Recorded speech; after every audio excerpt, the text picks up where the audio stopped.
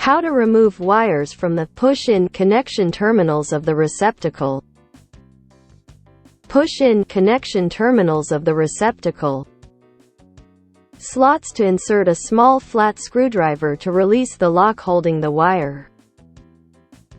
To remove the wire from the push-in connection terminal of the receptacle, insert a small flathead screwdriver that fits the wire release slot into the slot, and pull the wire out.